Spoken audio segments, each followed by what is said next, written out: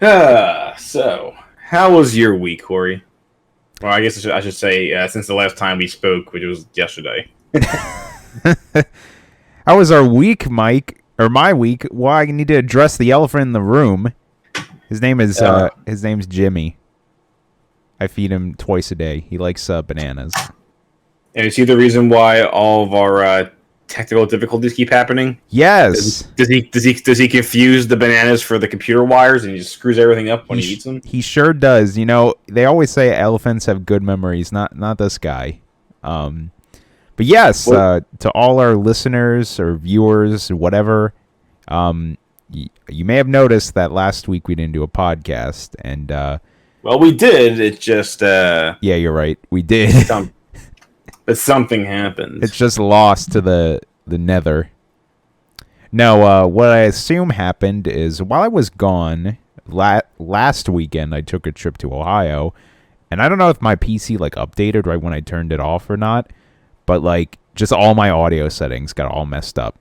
So, like Mike said, we recorded our normal podcast last Tuesday for about an hour and a half. And at that point, I think, Mike, you had to use the bathroom or something like that.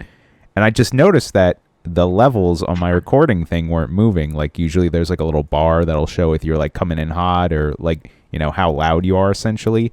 And I'm like, that's strange. Why is that not moving? So then I ended up stopping the recording while you're still in the bathroom, and I checked our file, and wouldn't you know it, none of our podcast was captured. So we literally just had an hour and a half conversation to ourselves, or our own private podcast, essentially.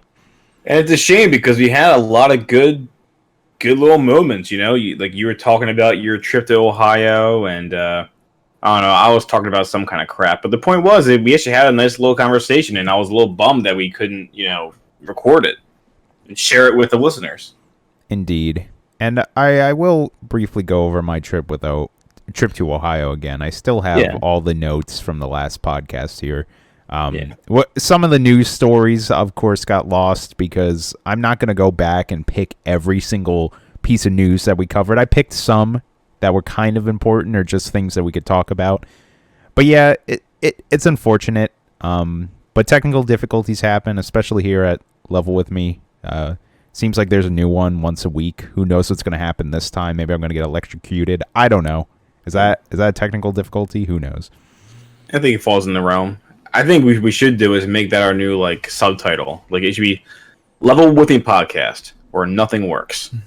I thought you were almost going to say we should just figure out a way to record this with tin cans and string or, Well, we should do that too because go back to just, no electricity. I never heard of anybody having technical difficulties with cups and strings. Yeah, I'm just saying. So that is a foolproof invention. It works 100% of the time. Whether you're grandma or you're little Gary, it works. I hate Gary. Yeah, we all hate Gary. Yes, but sorry about that, folks. You also might have noticed that the previous episode of the podcast, level 61, is still not on YouTube. That should be dealt with in the relative near future. It's just being mean and doesn't want to be uploaded to YouTube. It's like, no, you can't have me. I mean, you can't listen to it anywhere else. It's uploaded on Podbean. It's on Spotify. It's just YouTube is being difficult for some reason. But it will go up there. Don't worry. We'll get it up there somehow. Yes, we shall persevere. Also, I do want to point this out. This was just my fault. But the other day I was actually going to start, working on videos again. I've kind of been in a little slog since this Ohio trip, and I'm like, okay, I got to motivate myself, get back in the swing of things, start editing, putting up content. And I went to work on my next part of The Last of Us Part 2 playthrough.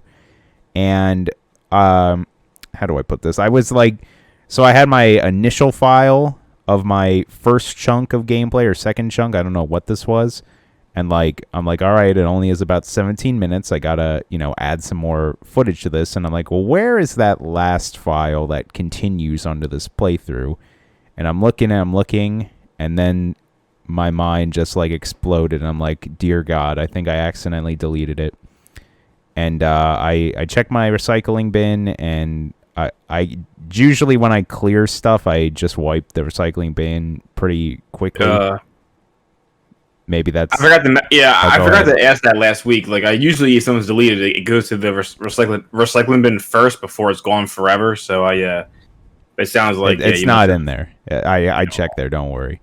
And, yeah, I don't know if there's, like... I kind of was seeing if there was anything else I could do, but I unfortunately just think that about maybe like 3 to 4 hour chunk of Last of Us Part 2 footage is just lost, which really bummed me out.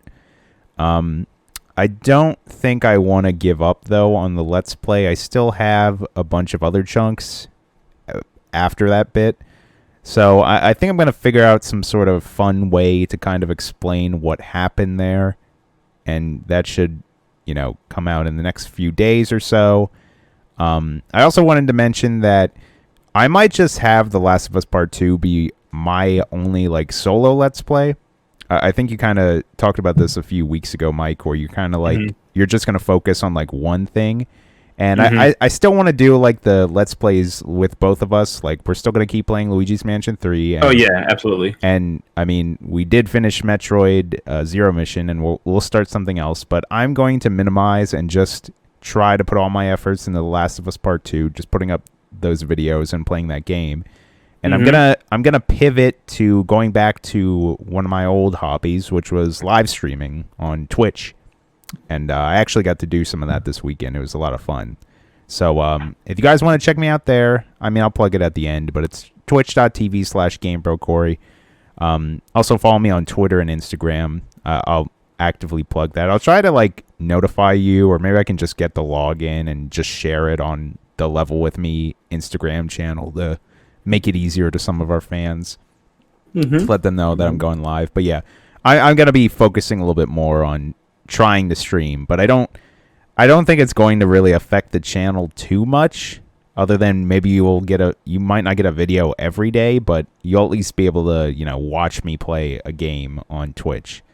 And I mean, who knows, at some point I might go back and be like, hey, here's some more of Remnant from the Ashes. I still have some recorded content for that, so I'm sure I can put up a little bit more of that, but I'm going to focus on Last of Us Part 2, and then I'm just going to be streaming way more, because I want to build up I enjoy streaming and want to build up a community there, you know what I'm saying? No, absolutely. I'm sorry, I was going to say, I kind of do the same thing with, I focus more on the YouTube side, so I like having my YouTube community, so I think you should definitely keep at it for the Twitch streaming. Obviously you enjoy it, and just gotta keep at it. And that's the thing. It's all about consistency. As long as you keep doing it, then then the community will grow. Yeah.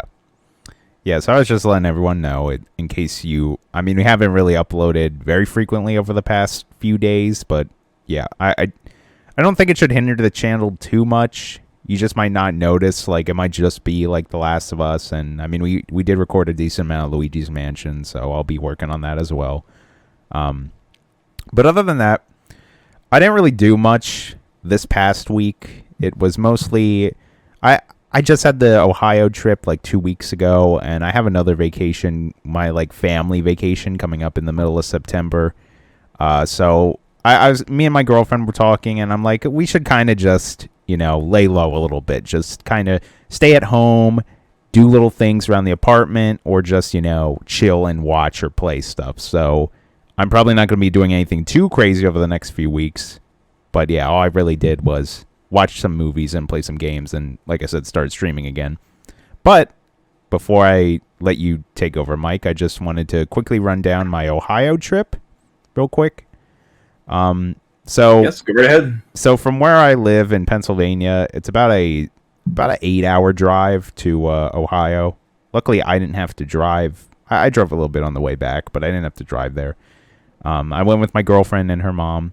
We were all going to a wedding, and my girlfriend was one of the bridesmaids. So we left Thursday morning and got there around Thursday evening, and it was a really good time. I enjoyed myself in Columbus. I really like the city of Columbus. It's very beautiful, very modern. There's a lot of good art. The people there are really nice. Honestly, even considering maybe moving there one day, I really enjoyed it that much. Oh wow. Yeah. I got crapped on by a bird on Friday morning, right after I got out of the shower, did my hair. I was looking like $1,000,000, and then just, well, that's not really the sound it makes. How about that? There we go. That's I'd be better. concerned if a bird went. That was more like it's gonna hock a loogie. I was gonna say that's like it's a completely different thing. So that was literally just shit on me. It's horrible. Some people say it's lucky though, so I don't know. Other than that, I went to the Columbus Conservatory and Botanical Gardens. Basically like a big greenhouse museum type of thing. Bunch of little like rooms that are kind of like different biomes. Like, oh, here's like different plant life that would be in like a North American forest. Here's plant life that would be in like a desert. Here's plant life that would be in a rainforest. A lot of really nice pieces of this glass artwork. I forget the name of the guy who makes all that. He's from Columbus. But that was really cool. I enjoyed that. We also checked out the North Market, which is kind of like if you've ever been to the Reading Terminal Market in Philadelphia. It's like that, but like slightly less. I don't want to say worse because I feel like I don't want to crap on it. It's just like not as big as that. And if people don't know what that is, it's basically just a big like farmer's market with a bunch of different food stands from that. They're just like every type of food or every culture type of food. So they have like Greek, they had African food, they had Thai food, they had Vietnamese food, they had like just American barbecue, they had Mexican food, they had Japanese ramen, whatever you're looking for, they probably had it. And they also had, like little areas where you could get like fresh produce and like deli meat or like actual like good seafood. It's really neat. I enjoy that stuff. One of my favorite things to do when I travel is just try really good places to eat. I just love eating and experiencing food culture. The wedding, of course, was a really good time. Got a lot of good pictures with my girlfriend. Met some really nice people. I socialized a little bit, even though I'm not great at that kind of stuff. That was a lot of fun. And what else did I do? I went to the Columbus Museum of Art. Also really cool. I don't really have much to say about that. Also went to the Columbus Zoo and Aquarium. We were all shook by this. We just, when you go to a zoo, you don't expect there to be this sort of like Disney World-esque like grand entrance where there's like a big fountain and all these little gift shops and restaurants. It was like, whoa, like I didn't realize we're in a theme park right now. But it's really cool. It was very big. We were there way longer than we we're gonna be. But a lot of the exhibits did have cool theming. There was this one section where I think it was like the polar bear section where you kind of go like down under and into like basically like a pool of where the polar bears swim, and there's like a glass so you can see into it. And like while you're going under, it's like you're going down to the earth, and it's almost like a mine shaft. It was really neat.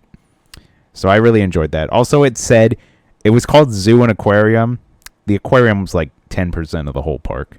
And I was a little let down because I love me a good aquarium. But nonetheless, still really cool.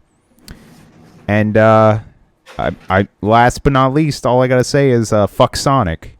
Not the character, the video game character, but the fast food restaurant. I had a horrible experience in Columbus at Sonic. So I will never have any Sonic-sponsored content on this channel because I don't want it. Go anywhere else but Sonic. And it's funny because I remember I was going to say that, I don't know, I wanted to give Sonic more chances, but I was reminded about the last couple of times I've been there. I mean, this is years ago. I do remember that they always had a problem with their customer service. And so I can kind of understand that they just... maybe these are just isolated instances, but I just feel, Sonic is... it's not on my... it's not on my good list. I would say it's nowhere near, like, Chick-fil-A quality in a way. I 100% agree. Chick-fil-A is very high up there. Yeah, I even want to say, like, when we went there, I feel like no one really cared, and that was the part that really irritated me. But yet the other day, I just went to McDonald's, and I feel like no one there cared, but we got our food super quick, and it was really fresh and really good. And I'm like, that was a good experience, even though I could tell those people did not want to be there. I mean, I'm sure maybe it was normalized. That people are just used to, yeah, this is just how the food is here at McDonald's. I don't care. Or even at Sure. Sonic. Like to them, it's like, yeah, this is Sonic quality. What do you expect? And you're just like, well, I expect a bit of quality. You know, some better than this. Hey, come on. All I have to say is that wasn't my first choice. I'm not shaming whoever wanted to go there, but I just will say I'm disappointed and will never go to Sonic again. Also, real quick, I forgot to mention, good thing you called back to the podcast that is just lost in time, but I went to this like cool Japanese like grocery store there, and I got a bunch of really neat like authentic Japanese stuff. Like if you need authentic like Japanese curry or wine or ramen or like anything, you know, like it was really awesome. And yeah, I got these candies that were like energy drink flavored. They were really weird. They actually just kind of taste like tropical punch, and they had like gummies in them. It's like a piece of taffy with gummy, and it's really weird. Yeah, can you please emulate the sound you're making? And like this is something that cannot go missing in the podcast. Can you emulate when you tasted this candy when you were live on the podcast? Oh, I mean, I could just eat one, but I don't really want one right now. Yeah, they were that bad. I don't want one. It's not even that they're bad. It's like it just wasn't like, I don't know. I'm not a taffy guy. I'm more of like a chocolate guy at this point. Understandable. That's all I got, though. Did you do anything interesting with your past week or 2 weeks, whatever we're doing? Well, I'm trying to think of what I talked about last week, because if we're gonna make this like I remember you had that house party. Yes, that's right. We had a house party, and that was nice.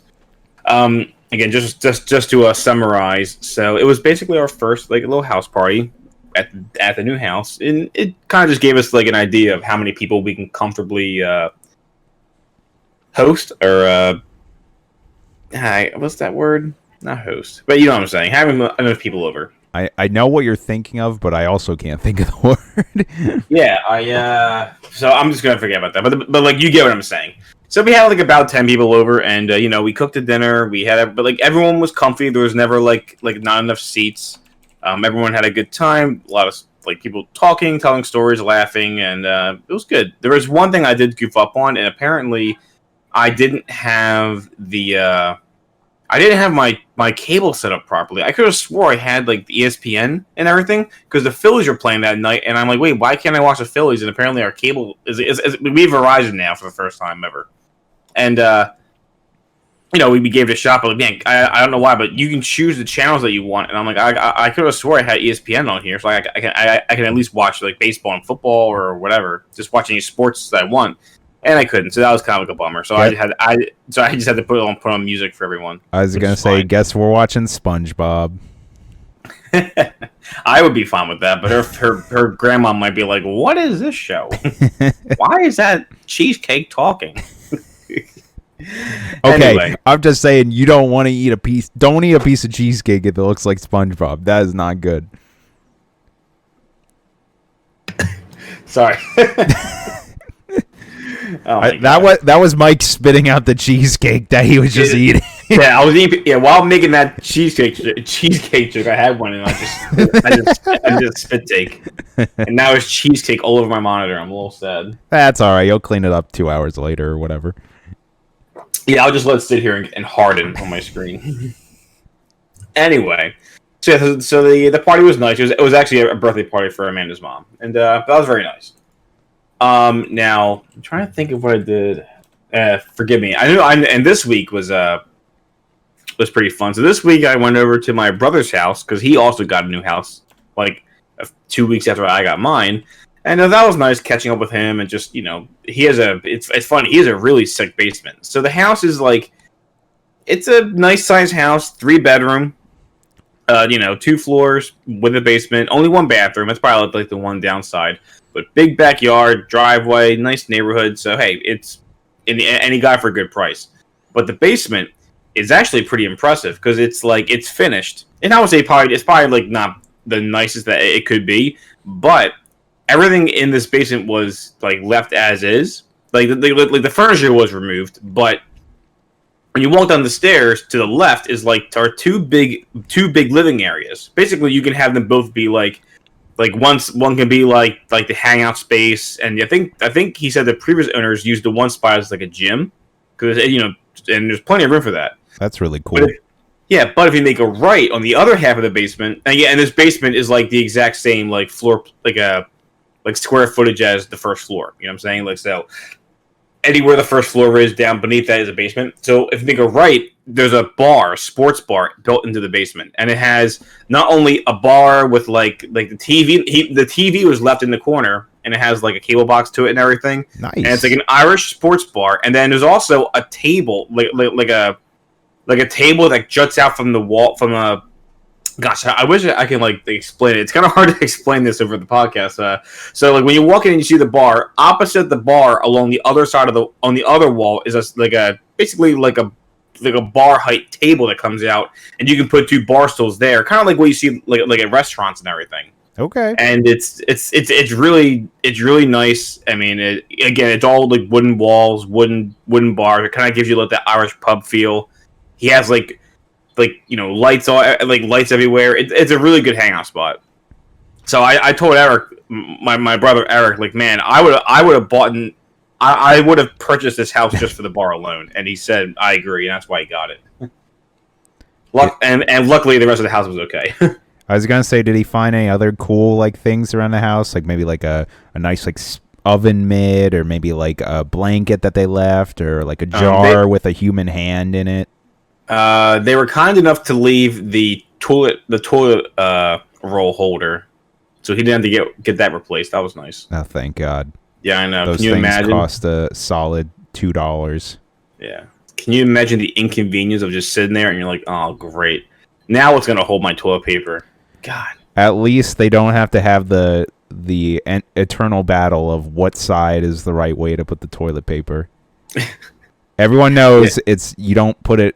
You put it so it pulls not like behind the wall, it pulls towards you. Does that make sense? Yes. I always said that the best way is just to let it sit standing straight up, and then everything just works. That's what he can do if he doesn't have the toilet roll holder. Fair enough. Just put it on the counter near the sink and just let it sit there. So then all those people who whine and complain about which side's the right way can just shut up. Yeah, the sink is just like a bidet, you know? Mm-hmm. Anyway, so yeah, that was a nice little trip to my brother's place. And definitely some stuff we'll talk about later is I started playing some games for Level With Me podcast, or not for podcast, for the Level With Me Let's Play channel. Play Level With Me, and I'll be really looking forward to talking about that later. So, but besides that, I'm sorry, and one more quick thing. I am one heck of a handyman because in my basement, I was able to finally get the wires for the TVs put behind the wall. I installed one of those like you drill a hole in the wall, or you cut a hole in the wall, and I put little outlet covers that basically let you put the wires to the TV behind the wall in the outlets, so that way you don't see them. And then the TV's kind of just floating there, and it looks really nice. Nice. That's cool. So I had to pat myself on the back for that one. Well done. Thank you. I would not know where to start with that. I would just cry and call an engineer. You can call me. There you go. I will pay you in what do I got in my pocket? A couple pieces of lint. Do you have any of that Japanese candy? I'll take that. How's that? That's a deal. Sucker, there's no candy left.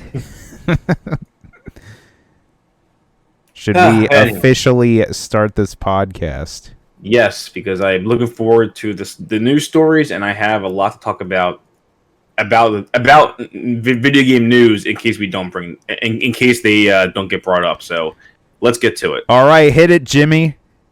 He hit it. You guys just didn't hear it. Welcome to Level With Me podcast, episode 62. I am one of your hosts, Game Bro Corey, aka Corey. Hi, and I am joined once again by my co-host Mike, aka The Collector's Vault. How you doing, Mike? I'm doing pretty good, aka Corey. Or should I call you aka Game Bro Corey? No, call me AK-47 Corey.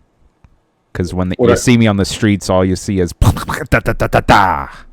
Oh, so it's not like your Call of Duty name? It sounds more appropriate. Anyway. Hello, everybody. Welcome back to Level With Me. Yeah, my name is Mike from the Collector's Vault, and it feels good to be back. Here, let me go escort Jimmy out of here, because he just hit it, so now he's done for the day. I'm going to go take him home. Jimmy, get out of here. I tried to do an elephant noise. Um, Jimmy said it was horrible. He's like, how dare you insult my people like that? Oh, yeah, I'll be like, Jimmy, you're an elephant. You can't talk. Yeah, Jimmy, please don't press charges. please don't step on us. Anyway, elephant jokes. Yo, dude, there were a lot of elephants at the zoo, and they were like really close to me, and I'm like, elephants are big, and also somewhat smart. I'm sorry. I'm sorry. Oh, wow, elephants are big. Did that really? That's all right. That's actually kind of funny. Come on. All right. Okay. Sure. Oh my God, giraffes are tall. Speaking of big elephants, yeah, contrary to popular belief, elephants are big. Did you guys know this? You ever see an elephant? Did you know they have trunks? Yeah, I saw one the other day. Yeah. I was trying to workshop a Dragon Ball Z joke with trunks. Oh. I digress. Oh, Corey, no. Hey, speaking of Dragon Ball Z, it's kind of close. It's animated. Apparently, there's going to be a Powerpuff Girls live-action TV series. How do they do this without making them look freakish? Easy. These actresses have to be very willing to get horrible surgery done to themselves, lose their fingers, lose their nose, get gigantic eyeballs that are 7/8 the size of their head, and yeah. Simple as that, Corey. I mean, what? Like, I'm sure it happens all the time in movies and TV shows nowadays. Okay, I'm reading the premise, and they just explained it to me. It says here, this is an article from IGN. As reported by Variety, this new version of the classic series sees the Powerpuff Girls as disillusioned 20-somethings who resent having lost their childhood to crime fighting. Will they agree to reunite now that the world needs them more than ever? So there you go. They're just going to be adults. I'm sure there's going to be a lot of inappropriate jokes, depending on what this is rated. Not sure. I mean, didn't they try to... I mean, this is obviously a live-action adaptations. Good ones are few and far between. But, I mean, didn't they try to reboot the Powerpuff Girls, like, within the last, like, decade? Yeah, like, if you look at that article, I'm pretty sure that like, art style is the technically rebooted one. Right. And I heard... When did that come out? I'm trying to look here. I think 2008. Oh, here it is. 2016. Wait, the Powerpuff Girls movie and a reboot aired in 2016. Yeah. Okay, so that was even shorter. But yeah, but I heard it was very, very bad. I mean, like the old school Powerpuff Girls, I wasn't really the biggest fan of it, but I watched it as a kid because it was okay. It had its moments. Yeah, and then like some of the villains are pretty like appealing. You know, they were just kind of funny, and I thought the mayor was kind of funny because it was the voice of SpongeBob. But anyway, so that's what I was gonna say. It's like, the Powerpuff Girls are one thing, but then it's like all the supporting characters around the Powerpuff Girls. Like, how are they gonna do Mojo Jojo? How are they gonna do the mayor? How are they gonna do the devil? Him? Yeah, him. Yeah. Yeah, that's a good point. Or then there's that pink guy who's like a redneck. Oh, Fuzzy Lumpkins. Fuzzy. There you go. Or Gang Green. Well, Gang Gang. That's easy. They just paint people green. What about what's the name of like the mayor's assistant who you never see her face? I forget her name. Bellum, Miss Bellum. Miss Bellum, is that her name? I don't know. Yeah, the girl with the legs and the hair, but you just don't see her face. There better be a callback to Samurai Jack in here, because the guy who made Powerpuff Girls. It's the same art style. Yeah. So yeah, that. My next question though is like, come on, why Powerpuff Girls? How about like Ed, Edd n Eddy or something? Johnny Bravo, anyone? Look, here's my thing though. Do you mean reboot series or do you mean live action adaptations? Because personally, none of these need live action adaptations. Reboots, maybe. There was actually a proposed reboot for Ed, Edd n Eddy, and I was excited. But then when I saw the art style, I was immediately like appalled by it. I think that was a joke. That was the one that they made like chibi. Yeah, that was fake. Oh wait, was it I forget, but I forget exactly what it looked like. But when I saw it, I was not happy with the way it looked. I'm pretty sure that was fake. It's like they basically did what they did to Teen Titans with that entity. Oh, but yeah, I'm pretty sure that was fake. Then they fooled me because I was not happy with it. A lot of people were mad. Yeah. Actually, I think the creator of Ed, Edd n Eddy passed away, so that's why they kind of like ended the show. I could be wrong on that. I don't know. I want to see a live action reboot, and they literally have to make the jawbreakers the size of their heads, and they have to somehow eat them. Yeah, like later the actors admit, we had to get some stitches because our jaws kept ripping from these giant jawbreakers. Oh my god, it's literally like 2,000 million grams of sugar. Yeah, each jawbreaker just slowly corrodes your teeth as it's in your mouth. Oh, it sounds so good. I never liked jawbreakers. Yeah, they kind of suck. Yeah, because no pun intended. But no, yeah, like in all honesty, like it's just a really hard candy that you like literally you can't really chew on them. You just suck on them. But I'm like, I'd rather just have a piece of chocolate. I don't know. Kind of like Jolly Ranchers. They're the same thing. You can't really chew them. You just gotta suck on them, and they're okay. But I don't know. Jolly Ranchers at least have like different flavors. Jawbreakers are it's just sugar. It's a giant ball of sugar. I don't know. Well, I wasn't gonna say. I do remember one time when I went to the beach with my friends. My one friend would always like promote like, "Oh, they have these really good Jawbreaker lollipops." I'm like, "Are you kidding me? Is that really that good?" And this thing's like, I don't know, the size of maybe like a tennis ball or a little bit smaller. And it actually was pretty good, and each layer was a different flavor. I was kind of impressed. Oh, okay. I would not get it now, but at the time, I was like, all right, I can see the appeal of this. It is kind of gross, though, because what you'd end up doing is like eating some of it, then putting it in like a bag. So, you know, save it for later. Who knows what would grow on that thing? Here isn't the time to think about that kind of stuff, you know. Speaking of Ed, Edd n Eddy, DC fandom recap. There was a big DC event this weekend, and we can briefly go over what got announced. There was a lot of cool announcements here. That was a very good segue. Honestly, it's a perfect parallel. Yeah, Ed, Edd n Eddy in DC. They're in the Justice League, right?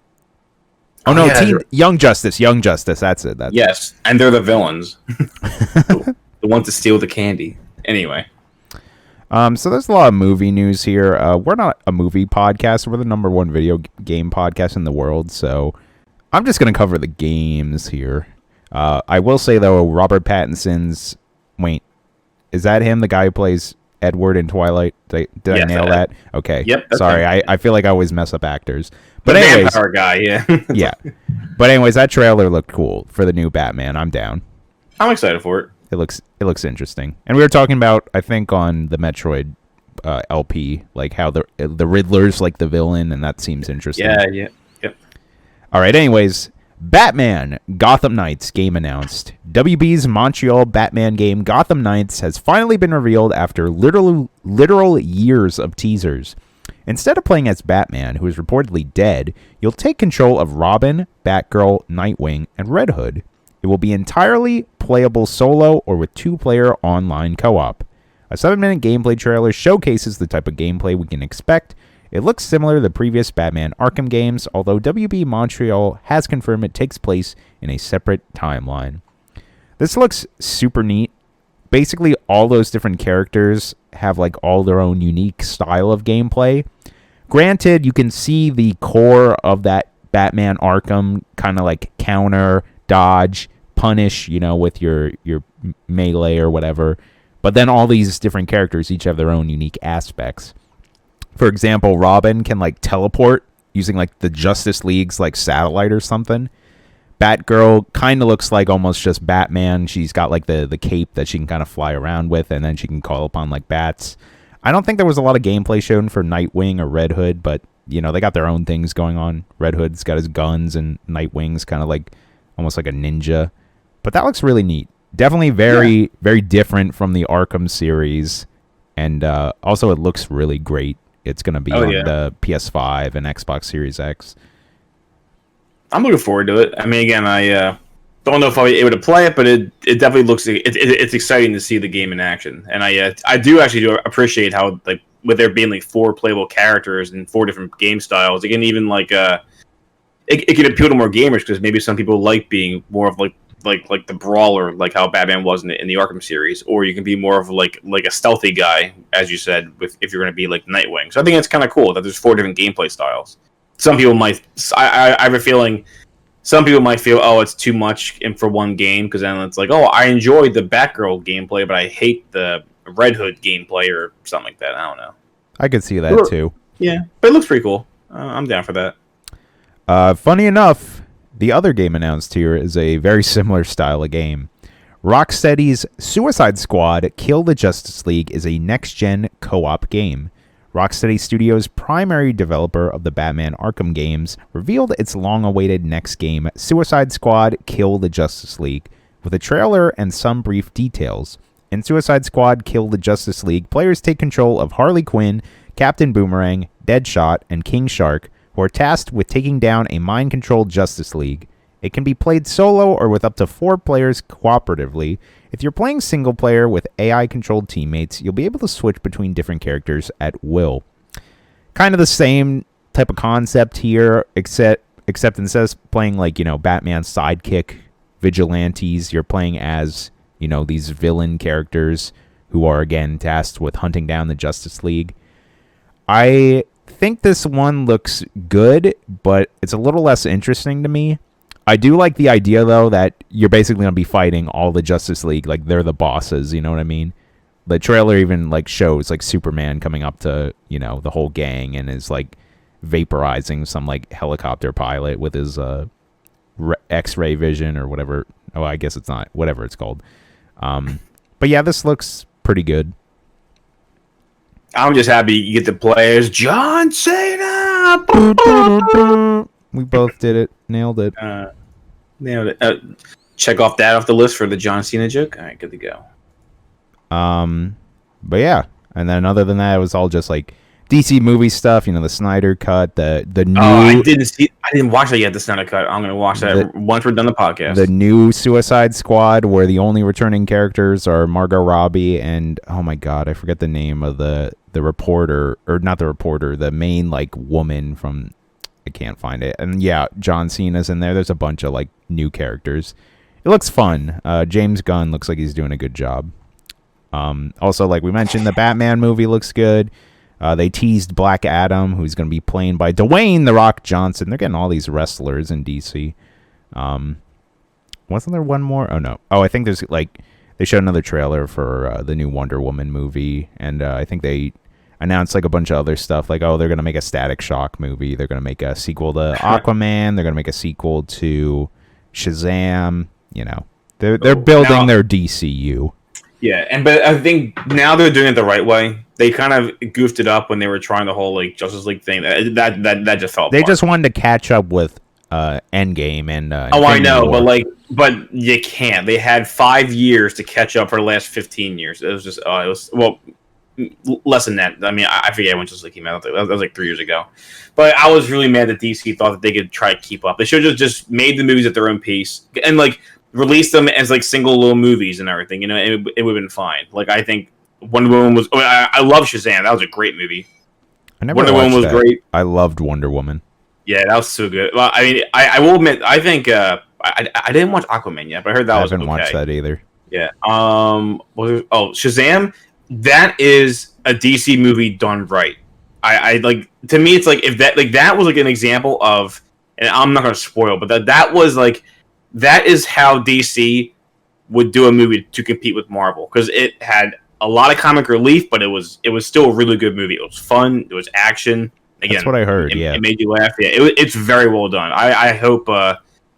I mean, obviously, DC is more dark. That's why I like DC more than Marvel. They have darker settings, darker characters, and everything. Yeah. And Marvel is just goofy, and they basically someone put the way someone put it, and I totally agree. Besides the seriousness of Endgame, the whole Marvel Cinematic Universe kind of just admits that superheroes are stupid and stupid, not to the point where they're dumb or bad. It's more it's okay to be goofy and wacky. They don't take themselves seriously. That's kind of how it is. But then DC has movies like Man of Steel or Batman. And it's like, well, you can't really be too goofy with those things because that's just not how it is. And that's why I kind of like enjoyed Zack Snyder's movies, and then obviously Justice League fell apart, and Batman v Superman. Yeah, there was so much potential in that movie, but then again, there was a lot of other like bad casting choices. The story didn't make any sense, but there was a lot that I loved about that movie. I'm like, wow, it was just the visuals and everything, and like the action. Like I like that, like the dark setting, but then bad casting. You're telling me you didn't like Jesse Eisenberg as Lex Luthor? You know what? You're absolutely right. What was I thinking? He is the best person to portray Lex Luthor, one of the greatest villains in comic book history. You're right. Get Zuckerberg to play Lex Luthor. It makes perfect sense. Anyway, number one video game podcast, not movie podcast. What's the next topic? All right, back to video games. So last week, this is when all this kind of was blowing up. There was the big controversy where like Apple pulled Fortnite off their like store, and then Google followed suit because I guess in Fortnite, Epic changed like the monetization stuff for their V-Bucks, which is their virtual currency. They lowered the price and put it in just, I guess, Fortnite itself. Like they basically just stepped around Apple or Google, and Apple was not okay with that, so they just literally pulled them. And there's this big back and forth going on. I think Epic is like gonna sue Apple or gonna like pull Unreal Engine games from or Unreal Engine itself from Apple. It's a big thing going on, and it's continuing to go on yet. I still don't think anything's really updated too much. But Microsoft actually has filed a statement in support of Epic's request to keep access to Apple's SDK for its Unreal Engine. Microsoft has filed a statement in support of Epic's request to keep access to Apple SDK for its Unreal Engine. Microsoft believes that Epic having access to the latest Apple technology is the right thing for gamer developers and gamers. I think that should just say game developers. Head of Xbox Phil Spencer shared the filing on Twitter, which was a declaration by Kevin Gamel, the general manager of gaming developer experiences for Microsoft, that describes how harmful this potential move by Apple could be for Microsoft and the gaming industry as a whole. Gamel's main point stems from the fact that Epic Games' Unreal Engine is critical technology for numerous game creators, including Microsoft. While there are many studios who develop their own game engines, Unreal Engine remains one of the top choices for those who don't have the resources or capabilities to do so. I think we kind of were just like talking about the same thing last week. Like, it would be huge if Epic actually just pulled Unreal Engine from Apple, because I can't even think how many games use Unreal Engine. Countless, I would say at this point. Like 90% at least. Yeah, mainstream and indie games, all like many indie games use this engine, so it'd be pretty catastrophic. And I'm so happy we're talking about this game. So happy. Yes, yeah. So that's like an ongoing thing. I'll see. We'll see how it develops, and we'll see if we'll continue to talk about it in the future. This actually I think just got announced today. Lord of the Rings Gollum is a stealthy narrative adventure for Xbox Series X and PS5. Previously revealed for Xbox Series X and PS5 earlier this year, The Lord of the Rings Gollum has reemerged with a new teaser trailer and gameplay details for the stealth-based title. Playing as Smeagol/Gollum, you'll explore a new story that starts in parallel with Frodo's, albeit on a different side of Middle-earth entirely. You'll make decisions that align with one of the characters' personas as they fight for control, influencing some visual changes and the branching storyline as you progress. Also, the decisions you make affect the way the game feels, explained lead narrative designer Tillman Shannon in an interview with IGN. You'll always either play as Smeagol or as Gollum as the dominant persona that can influence animation, soundscapes, certain gameplay situations, and in-game dialogue. Dude, I like that. Gollum isn't strong, but instead crafty, which will give you some opportunities to take out enemies in an otherwise predominantly stealth-focused gameplay. Some enemies can be taken down with stealth attacks or lured into dangerous parts of the environment, some of which might feature familiar characters that can aid Gollum on his journey. It is mostly a non-combat game, but Gollum will be able to stealthily take out enemies, explained lead game designer Martin Wilkes. However, this will not be easy and always come with big risks. We want players to carefully weigh these encounters. After all, Gollum's strength lie in the cunning, not combat. Yeah, this is... I mean, as someone who's honestly not too familiar with The Lord of the Rings, this sounds very interesting, and I think this is going to be a really great game. Also, visually, it looks fantastic. Yeah, I remember we were like a couple, well, maybe more than a couple episodes ago on Level With Me. We were looking at the first early concept art, or the teasing images. Yeah, I think it was one of the first ones where you came aboard. Sorry to cut you off. Oh, that's right. So we both I know I was a big fan of this, and I am a big fan of Lord of the Rings. I'm not like the biggest buff of that series, but I do like it a lot, and I do find Gollum to be a really interesting character. And I do agree that like he is very like sinister and cunning. So that, and I think it's cool that this is going to be a stealth game where you're not Smeagol fighting like the hordes of orcs and everything. That's what the main characters would do. This is more like you being like sneaky, because that's what Gollum is in these movies. He's very sneaky, and so I think this captures his personality perfectly. And I also like how I mentioned the old like dual personality, how he like splits between Gollum and Smeagol, like his two personas. That's actually really cool, and how that actually like affects the world around you. That sounds really interesting. Yeah, and I could even see that adding a lot of like replayability. Like maybe you're like, oh, I want to lean towards these kind of decisions rather than this one. Yeah, like the Gollum path or the Smeagol path. I think that's pretty neat. Yeah. So that's pretty cool. Next up here, just very brief story. Call of Duty Black Ops Cold War. That's the official title. The cover art has been revealed. There's going to be we'll cover this next week because there's going to be a big reveal 2 days from now on the 26th. But yes, this has been being teased a lot in Modern Warfare and like the Battle Royale. I mean, there's not really much to this story. I was honestly thinking of that as I'm looking at this article. It's just a piece of art, and I'll describe to you the best I can. Basically, 2 soldier guys on split down the middle with like a piece of paper, and there's pretty cool like pieces of like graphic art for like the time, which would be, I assume, during like the 60s and 70s, like the Cold War era essentially. And then like both of the soldiers also have kind of that like graphic art as like their articles of clothing or their helmets and stuff like that. And again, not really much is known about this game yet, like what it's going to be. I think it's being rumored that there is even going to be some sort of tie to the Battle Royale, which could make sense considering how popular it is. Again, very weird too that we're getting such a late reveal for Call of Duty. I'm very curious to know more about this game. The art does look cool, but again, there's not much to say on this right now. No comment. Yeah, we'll keep moving on. Yeah, I don't think you have much to say about this one either, because we covered it last week. Anywho, yeah. Ghost of Tsushima Legends, a free online co-op mode arriving in fall 2020. Ghost of Tsushima Legends, a free online co-op mode, will be available to owners of the PS4 exclusive in fall 2020. Legends is a new experience and doesn't feature Jin Sakai or his companions, but instead focuses on 4 warriors who have been built up as legends in stories told by the people of Tsushima. While Ghost of Tsushima's single-player campaign focuses on an open world and exploring the natural beauty of the island, this new co-op mode is haunting and fantastical, with locations and enemies inspired by Japanese folktales and mythology, and an emphasis on cooperative combat and action. Legends will be exclusively co-op, and it can be played with friends or via online matchmaking in groups of 2 to 4 players.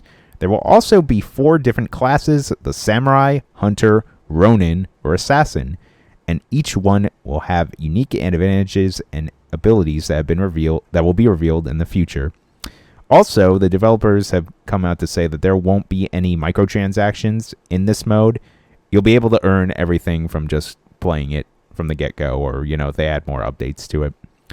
But I think this is a really cool update. I think this just adds way more value to Ghost of Tsushima in general. It's basically like a free big mode.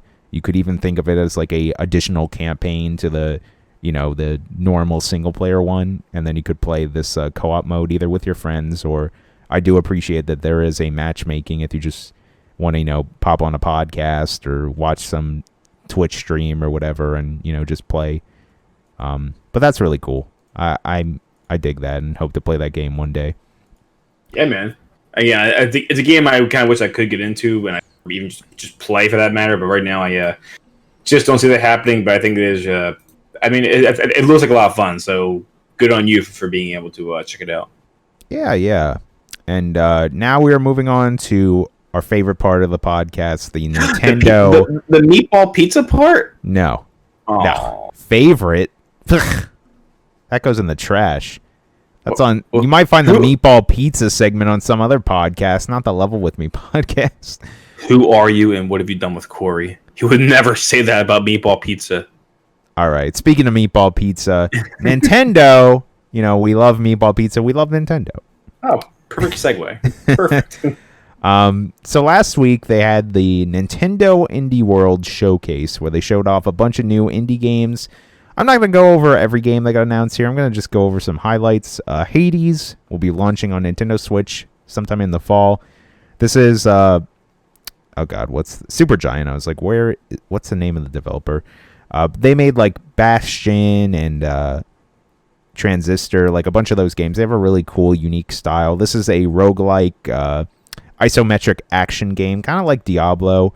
And you play as Hades, and you go through basically these different levels of hell, and you meet different like gods, and you fight bosses and get different power-ups and different weapons. I've heard nothing but good things about this game. I'm very excited to play this. Let's see here. What else? There was a lot of games that kind of just were like surprise, like launched. Like they're like, oh, hey, here's the trailer for this game, and you can play it later on in the day. And it's like, oh, whoa, that's crazy.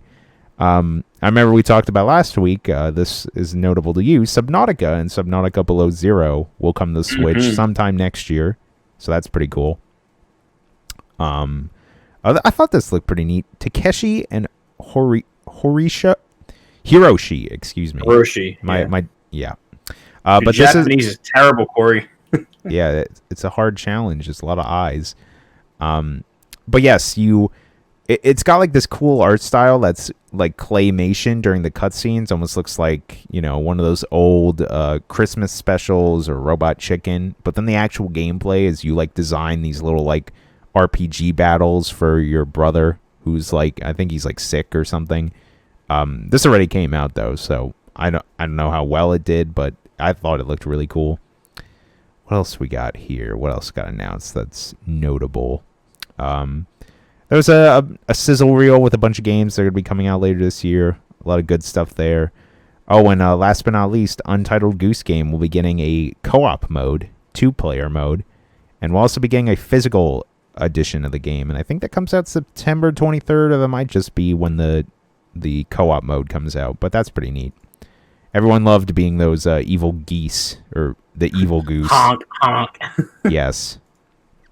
When is Goose going to get his Smash invitation or steal it from someone who deserves it? Am I right? Oh my gosh. That'd be the meme of all memes, but at the same time, the best fighter announcement ever. I cry.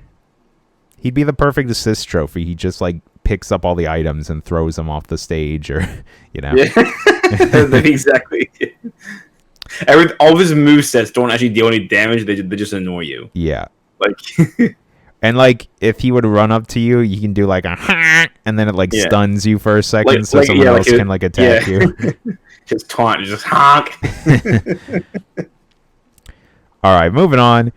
Legend of Zelda Skyward Sword Switch port listing found on Amazon. Ooh, we're just talking about how we wanted to let's play this. I know. A listing suggested the existence of a Nintendo Switch port for Legend of Zelda Skyward Sword has been found online. As noted by Twitter user Wario64, the listing appeared briefly on Amazon UK before being promptly taken down. You can still follow the link to the listing, which now leads to a dead page, though you can see Legend-Zelda-Skyward-Sword-Switch tags in the URL. While this leak still doesn't formally confirm anything, it does suggest that we could see a Nintendo Switch port of Skyward Sword in the future.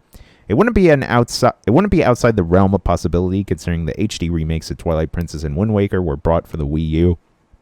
I even think I saw, like, this story was from August 17th, so that was almost a week ago. I think I saw another, like, post somewhere about like more legibility of this, like it could, be true.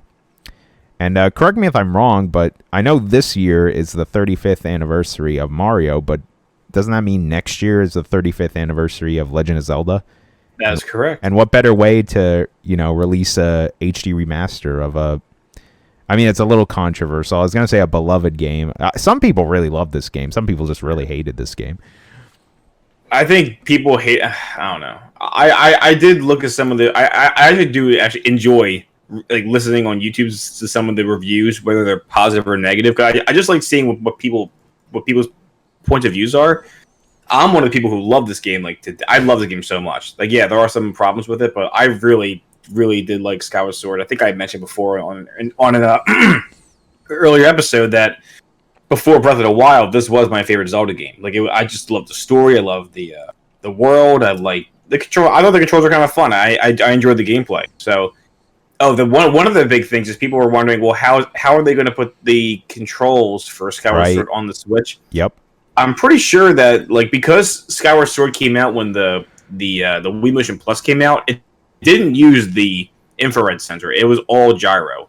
So the Switch Joy-Cons should be able to serve the purpose of the for the controls for this game.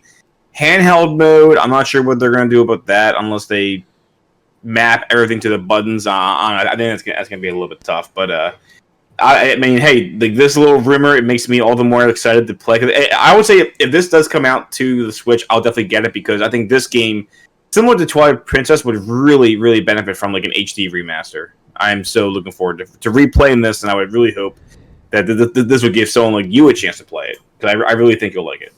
I agree. Also, I really like the art style in this game. It's kind of almost like just... Or if you do it for Let's Play, we can always play it. True. Yeah. But it's like a traditional like Zelda, but it's almost got like a Pixar quality, and I feel like that could like translate really well, like HD. Mm-hmm. I'm looking. I hope this is true because yes, I do really want to play this game. I don't care what anyone says. I would like to experience it myself and see if I like it or hate it or whatever. And I'm sure I wouldn't hate it. There's not really a lot of games that I hate. It's got my boy Link in there too, so, Last but not least, new Nintendo Switch to launch in 2021 claims report. Nintendo will allegedly launch a new version of the Nintendo Switch in early 2021. According to a report from Economic Daily News, the new version of the Switch will enter production later this year and is set to launch at retail in the first quarter of 2021. The report, which claims to be informed by sources in the console's supply chain, says the new version of the Switch will feature improved interactivity and better quality display. There are no suggestions as to the power of the hardware, so it's unclear if this is the Pro-like update with more powerful internals. Yeah, that's very fascinating and kind of exciting if it's true. Every day there is always a rumor at this point where, there's going to be a new Nintendo Direct this week, or, there's, I think that and the Skyward Sword could be great announcements to be shown off in this Direct, in the Direct, and I definitely I believe both of these, There is definitely going to be some sort of upgraded version of the Switch at some point. I believe that as a fact. No, I agree. I mean, I think we mentioned this before, even probably like last year, we might have talked about this, and that like with the new generations coming out, like the Series X and the PS5, I don't see Nintendo coming out with like the next console, because some people were even thinking like this is supposed to be like the next console, kind of like the Switch 2, the Super but not like Switch. Yeah, like more like not so much like the Switch Pro, but more like how the Wii became the Wii U. Like no, it's a whole new console. I think this might just be like a more improved Switch, kind of like the PS4 Pro. So that way, this thing might be a bit more powerful. Yeah, because I do think they need something to help compete with the other companies.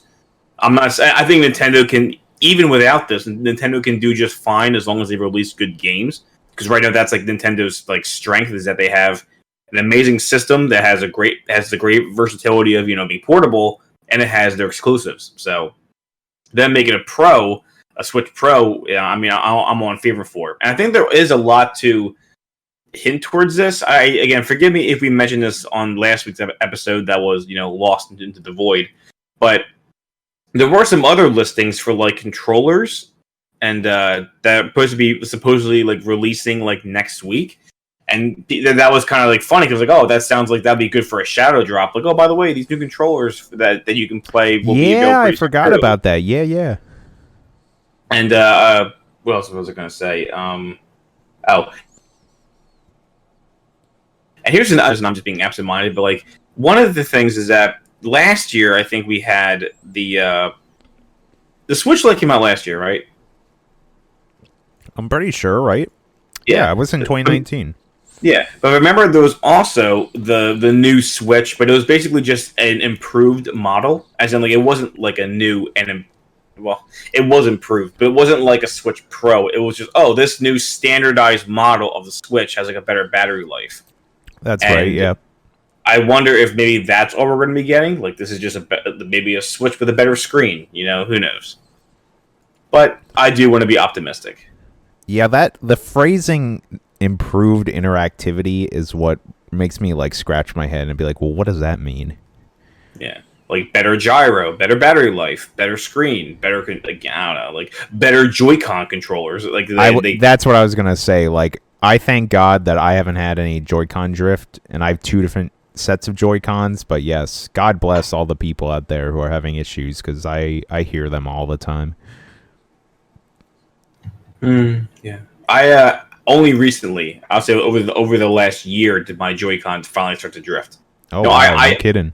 Yeah, I never really use the Joy-Cons anymore because now I have the Pro Controller. I think the only time I ever really used the Joy-Cons was for Mario Odyssey because like I think wait, did I it's funny, I haven't played Mario Odyssey like in the past year. I don't remember if I used the Pro Controller or the Joy-Cons. Well, I'll have to find out if I play it again because I don't remember if the Switch Pro Controller lets you like fling Cappy or whatever. Because that was one of the main problems with Mario Odyssey is that like the gyro controls were kind of mandatory to do certain commands for Cappy. I don't remember. You could throw him. You just couldn't throw him. Like it was a better like feel on the gyro, and you could get more like precision.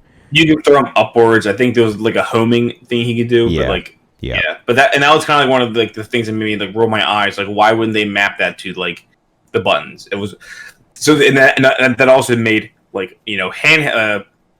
Portable motor, like the non-dock. If it's not docked and you're carrying the Switch around, how are you supposed to do some of these motions? Like whip. You get to whip the Switch around just to fling Cappy in the best way possible. Like it seems kind of silly, but anyhow, I use the Joy-Cons all the time. That's my preferred way to play Super Smash Bros. Ultimate. Just take one, put it on its side. I don't get why everyone's always like, use the GameCube controller. It's so much better. No. Like, you have all the buttons you need with just one Joy-Con. It's perfect. Oof. There's some people in some corners of the internet are probably screaming right now because they just heard you say that. I've actually had to play like that multiple times, and I've still won. Just saying.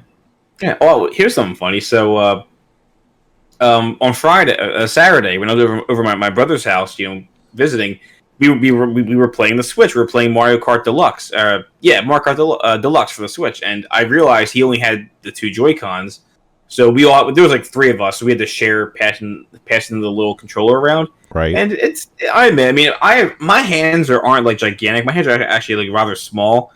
So you would think, my hands would be just fine with the little controllers, but no, my hands got a little bit cramped eventually because the controllers are kind of small. But overall, I will admit it wasn't the worst thing in the world using the Joy-Cons, like holding them on their side to play. It wasn't that bad. For me, it's always just those like mini like bumpers. They always are like kind of tricky.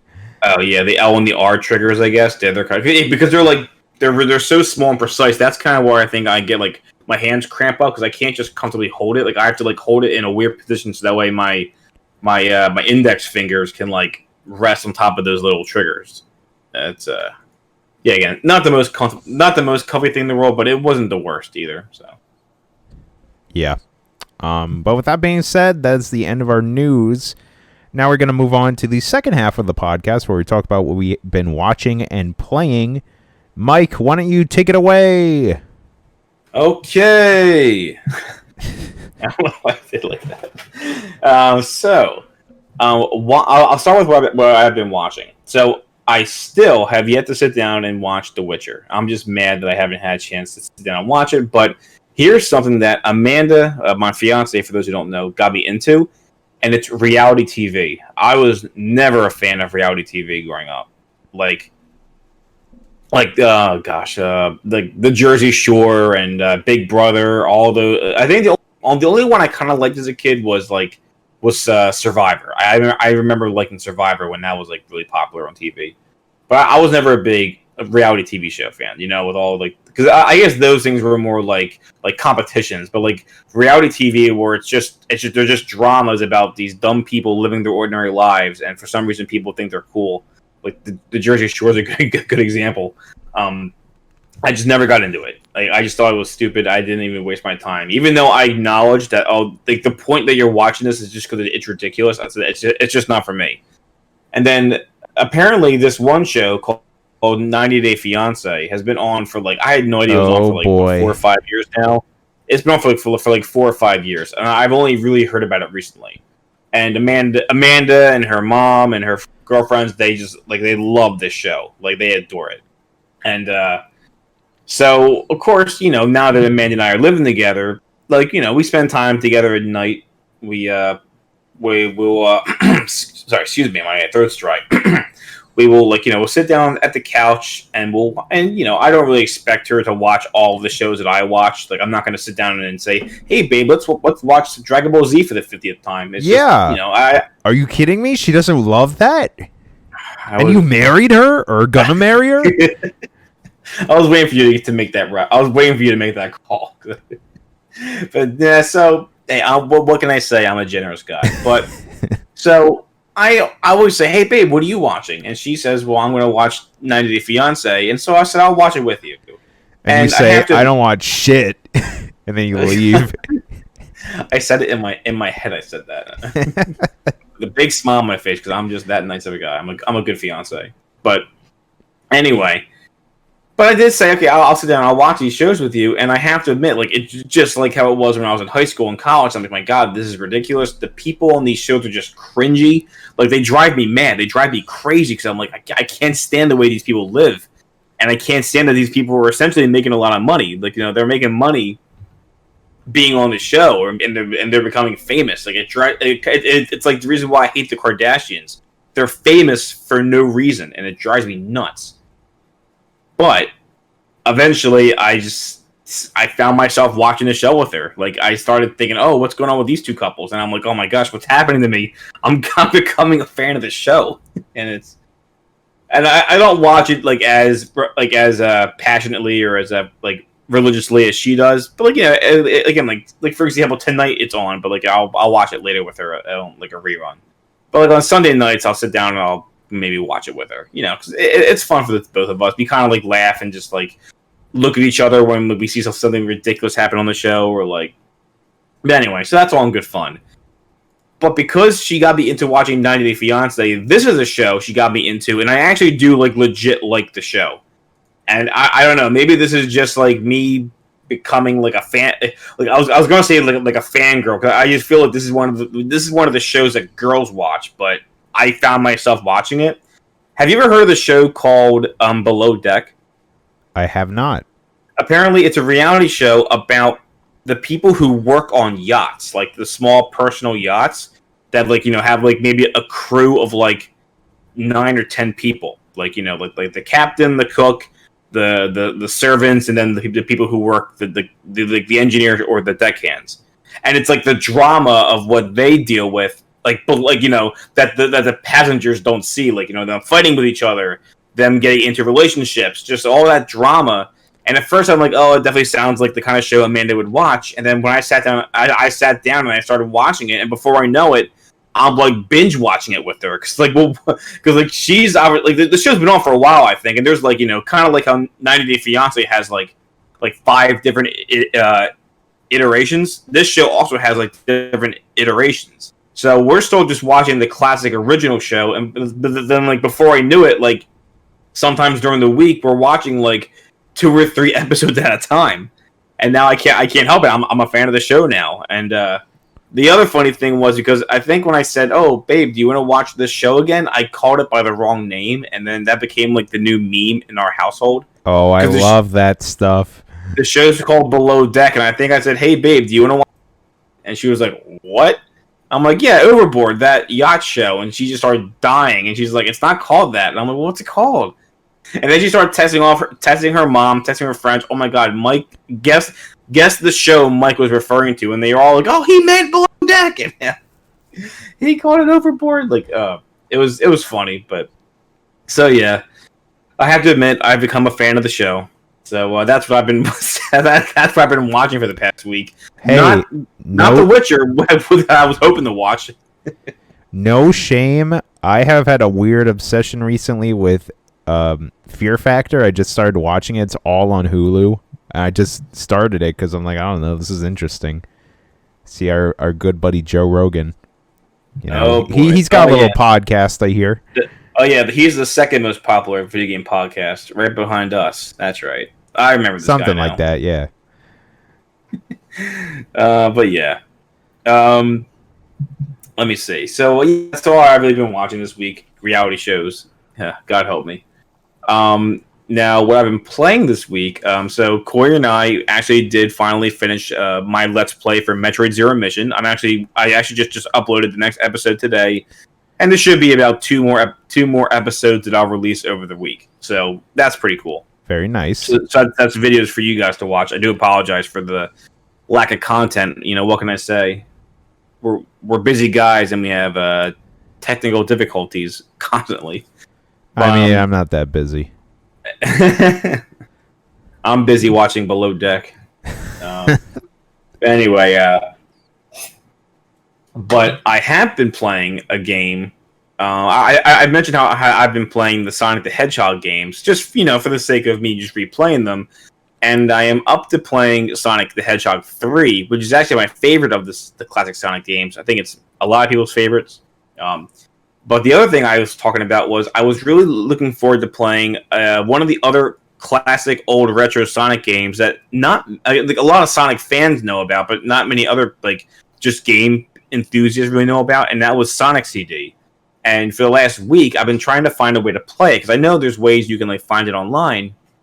And I have a Sega CD emulator, and I was able to figure out how to play Sonic CD on the emulator. So I'm like, oh my gosh, cool! It took a couple days, but I finally figured it out. I'm like, all right, spit! I can finally play this game, and I know a lot about it.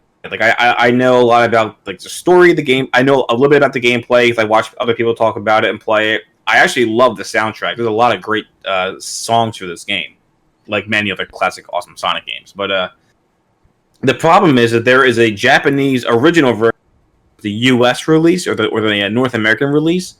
The only real difference is that it has a better, I think, in my opinion, the better soundtrack. I just like the North American release better, and I could not get the North American release to work, and that bothered me so much to the point where I'm like, all right, whatever. I'm just going to do what I should have done a long time ago and pay the $5, just buy it on Steam.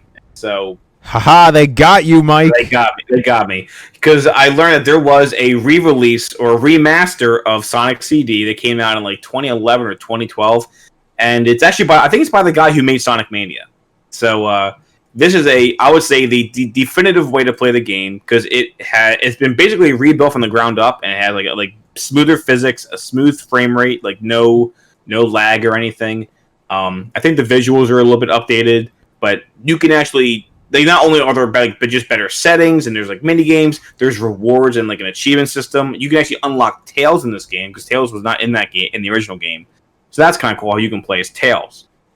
But the other cool thing is you can choose which soundtrack you want to listen to. You can choose Japanese or the US. I'm like, that's actually like really cool. And so I figured, like, for the sake of recording it for like my Let's Play, I said, okay, I'll just pay the $5. I'll get the better definitive version. And to be honest, I'm glad I did that. And I guess, although I am a a person who does emulate games, you guys should support the original developers and pay for these games. So for $5, I think Sonic CD is worth it. There's also a free version of it on your phone too, which is pretty cool. The best way to play it. I don't know, but it was free, so I got it, and I'm like, it runs surprisingly well for the phone. Like, but it's just the controls are iffy. It's like one of those little touch settings. I'm not the biggest fan of it. You should just do a let's play of that and just take your camera and just point it at your phone, and then you can just use your That's the most ghetto version. Okay. People do that. And they stream on Twitch like playing. and they still make like 6 figures while fair enough. I'll stop laughing now. I know. I try to laugh at them, but then they're richer than I am, so they're doing something right. but anyway, so I have started recording my Let's Play. It's like a fresh Let's Play. I never played this game before, so I'm finally playing Sonic CD, and I have to admit, so far I'm really enjoying it. It's really fun. It's challenging because just like I think I mentioned before about Sonic 1 and Sonic 2. Actually, no, I think I was talking about Sonic 2 last week and the file and we lost that podcast. So I'll summarize it. I love Sonic 1 and I love Sonic 2. And Sonic 2 introduces really horrible bonus games or bonus levels. These are required to attain the Chaos Emeralds. And if you get all the Chaos Emeralds, then you can unlock Supersonic, which is kind of like a overpowered mode that you can get. And it kind of makes the game a little bit easier, unless you're over a bombless pit, in which case Supersonic is terrible, because your acceleration is off the chart, so you'll just run off the edge and off into a bombless pit. But so this game also introduces like the bonus levels, and you don't get the Chaos Emeralds in this game. You get what's called the Time Stones, because this game introduces a whole thing of time travel. Basically, the story of the game is you have to go to every single level, and you can just beat every single level normally. Just get to the end, get to the end goal of every single level, and you will beat the game. But then there's a good and bad ending. You will always get the bad ending unless you do one of two things, which is you collect all of the Time Stones by getting 50 rings, jumping, and then when you pass the goal point, you can jump into a giant golden ring and go to the bonus level. And these are, I think, they're not as hard or as BS as the Sonic 2 special stages, because these they're kind of, they're like a little like a 3D running jumping game. We just got to jump it, and for some reason destroy UFOs. I'm not quite sure what the point of that is, but jump up and destroy all these UFOs within a certain time limit. If you do that, you get a time stone. Get all 7.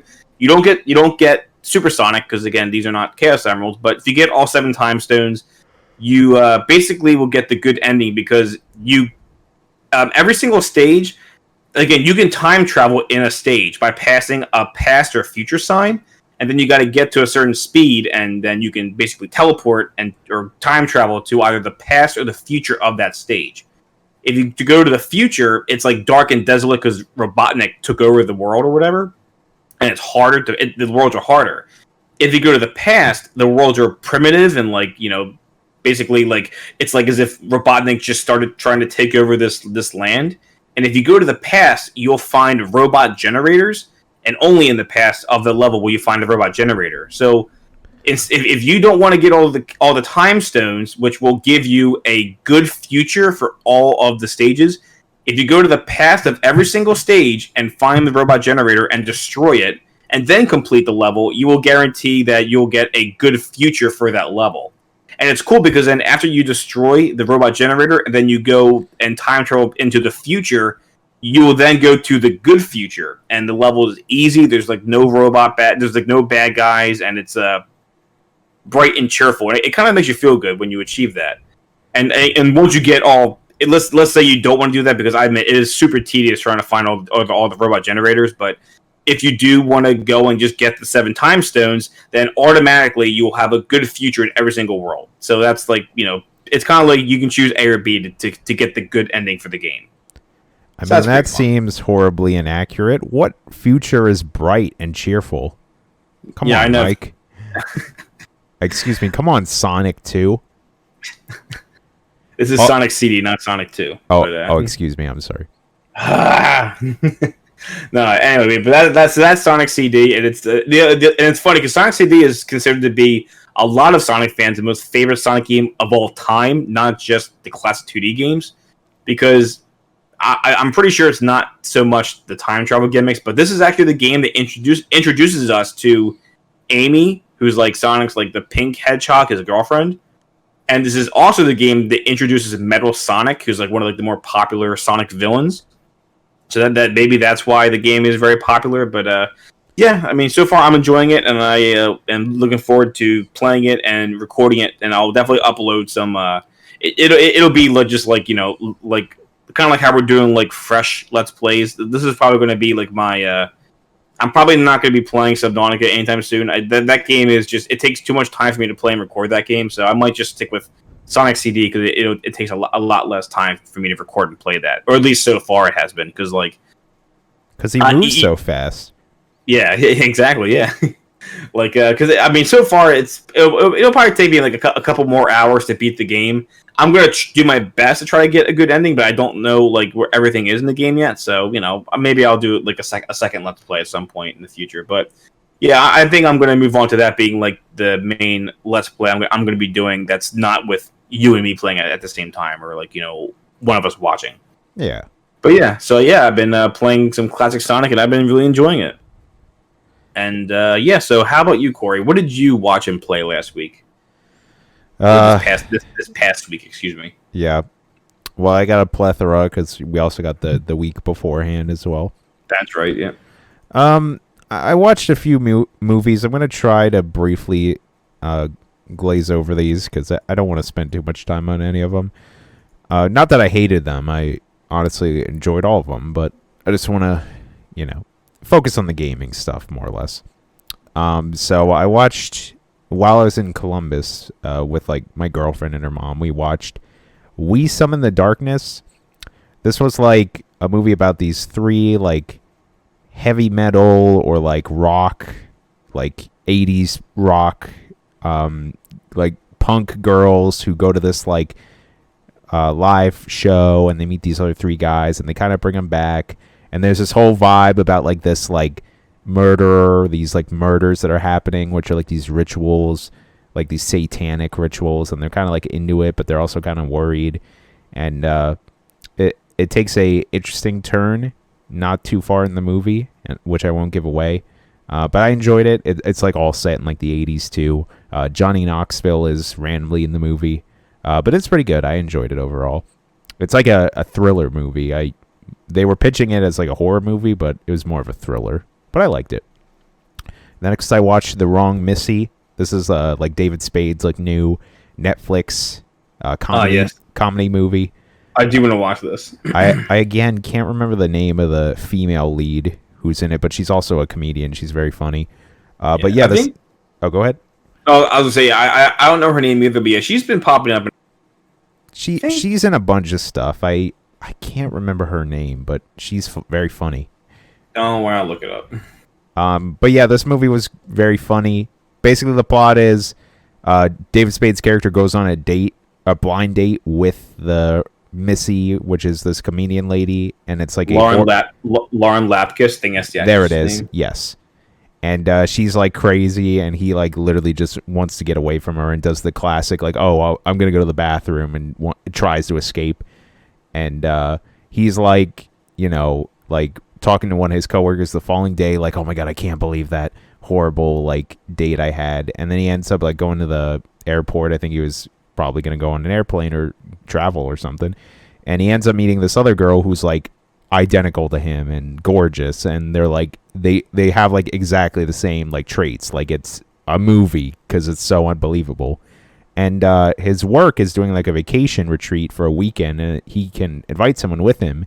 And he texts who he thought was that perfect match of him, but he ends up inviting the one night stand girl who's played by what was her name again? Lauren something. Lapkus, I think it is. Yeah.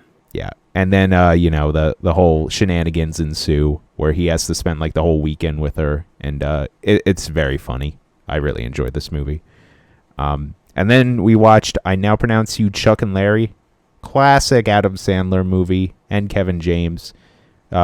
Basically, the plot is like I forget exactly why something happens with like Kevin James' character's financial.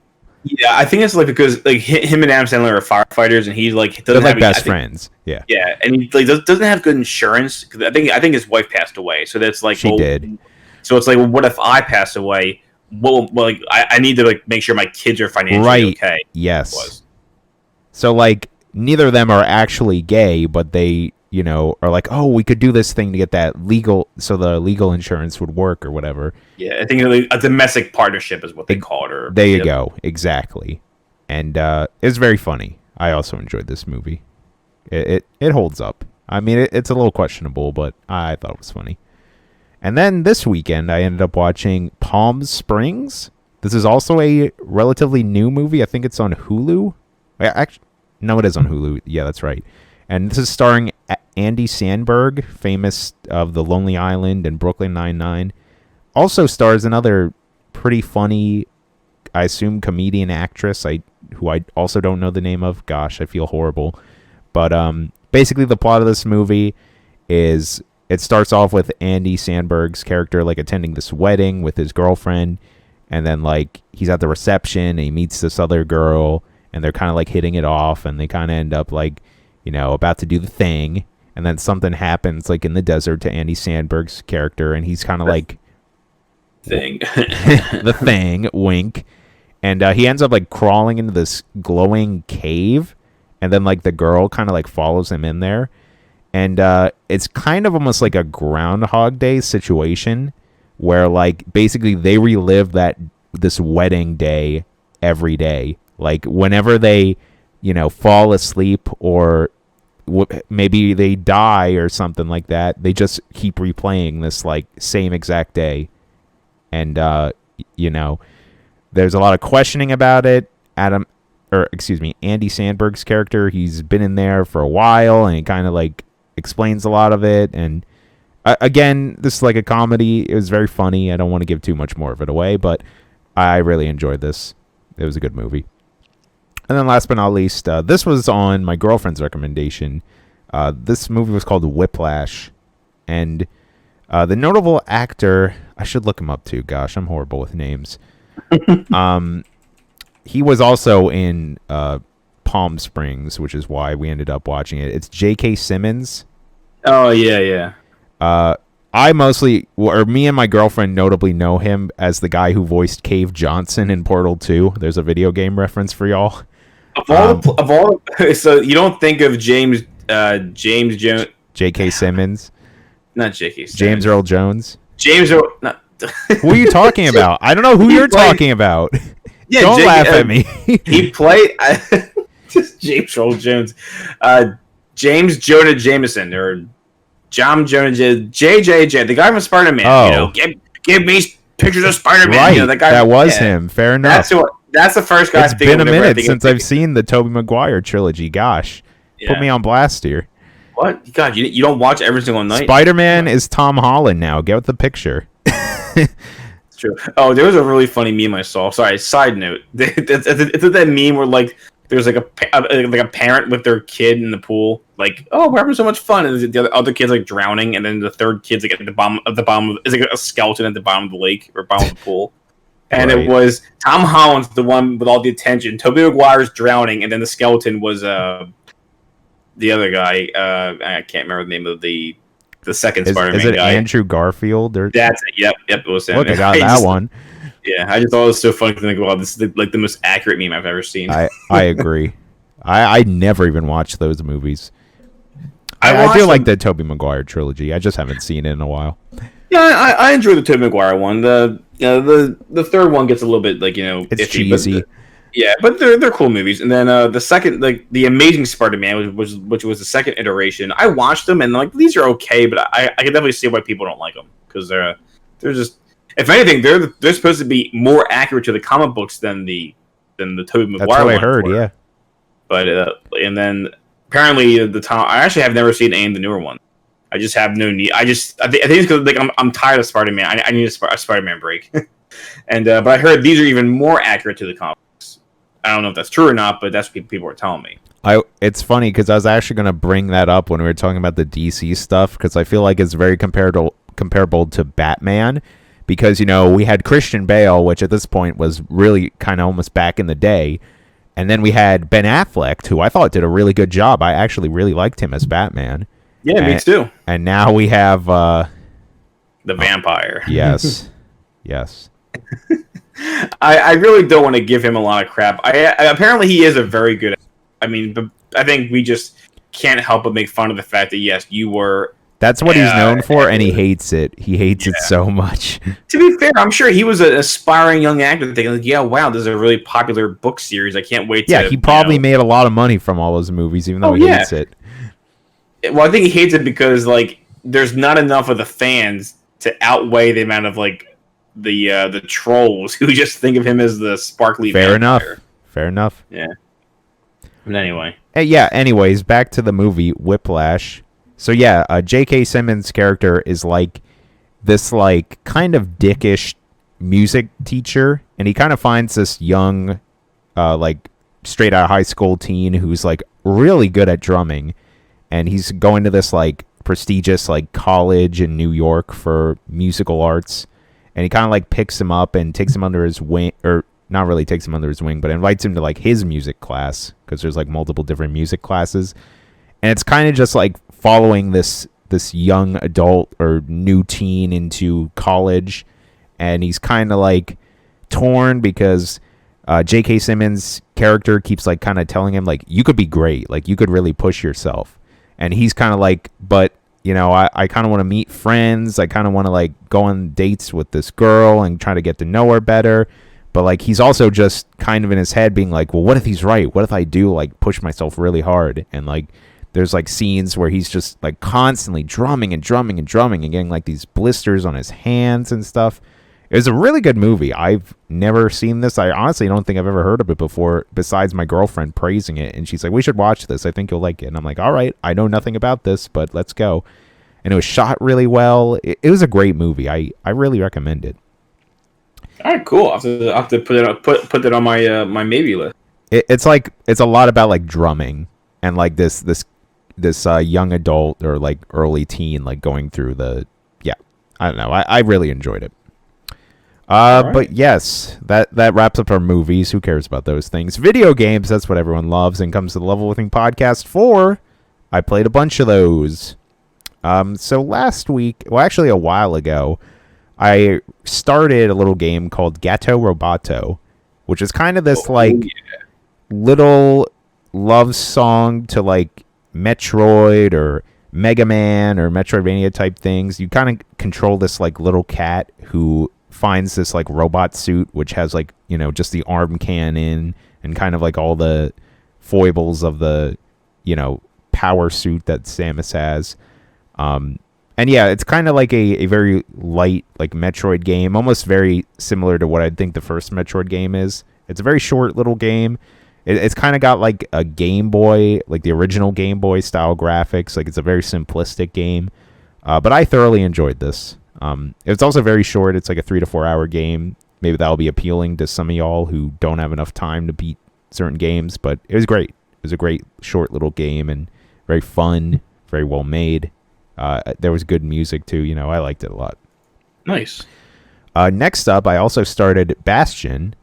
Bastion it came out a while ago on the Xbox 360 heydays. It was, I think, one of the Summer of Arcade games, if anyone remembers those. It's kind of this like isometric action game, kind of like a Diablo, but you don't really have like the crazy loot like Diablo. It's more like you just go from level to level, like a more retro style video game, and you kind of get like different weapons as you go on. I'm still fairly early in the game. I only played like about 1 to 2 hours of it.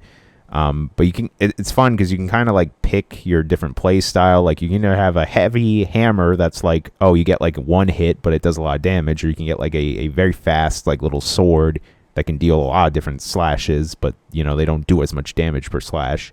And then you also get like ranged weapons, like you get this kind of machine gun type thing that it's good for crowd control, but the shots don't do as much damage and you have to reload. or you can use like a bow, which you have to charge it, of course, but the longer you charge it, it does more damage. And you get all sorts of like different upgrades for these weapons as you find different like parts through the levels. There are challenge levels for each of the different weapons to give you more upgrades for them, and there's even like special moves tied to each different weapon. There's a dodge roll. There's like a shield that you can like parry projectiles and parry attacks that kind of like stun the enemies. It's a very well made game. Of course, it's made by Supergiant, so it's got like this really nice like animated look to it. There's also this like great announcer who like the whole time you're playing the game, there's like this nice music, but he'll also be like, the boy, like you can roll off the like 3D platforms and he'll be like, I don't know what the boy was thinking of. He just fell off right there. Like, I don't know. It's like funny, like breaking the fourth wall, like jokes like that. And it's great. This is a fantastic game. I really need to get back to playing this. Next Awesome. up, we played some more of that there Luigi's Mansion 3 the other day. We played about 2 hours, I think. Yeah, about that. I don't want to give too much of it away. Of course, I'll upload it to the Level With Me channel as our Let's Play series. But we made it through the musical section of or musical floor. I think that was floor like 5 or 6. And we got through all that. We completed that. We did like a medieval times-esque level, which I kept comparing to Dark Souls. That was fun. I do like the level a lot. Yes, that was a good one. And then we wrapped up. Well, no, we didn't wrap up. We did the plant themed one, which it kind of ascended because there was this like old plant ghost guy who was like watering his Little Shop of Horrors plant, and it grew, and you have to go up these levels, and there's like Donkey Kong moments where you have to dodge these pineapples. Oh, that was so tricky. Yeah.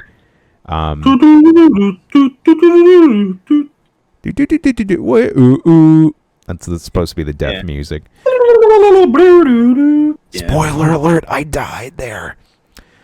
And then we wrapped up. I told you you were gonna die there. I told you you were gonna die there. It's tricky. It seems weirdly hard. Yeah. It is. Yeah, I agree.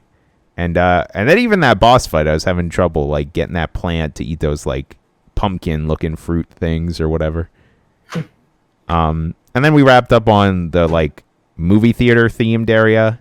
And that seemed really cool. There's a lot of fun like callbacks, other Nintendo stuff in there. And then like just I mean, I just scratched the surface on that level, but like the first little set that you go in, you can have like Luigi look through the camera and it transforms the set actually into the scene. So like, for example, there was a big like cardboard box and a giant like soda glass jar. And when you look through the camera, it like paints the picture perfectly, like adds a background, adds like all the effects.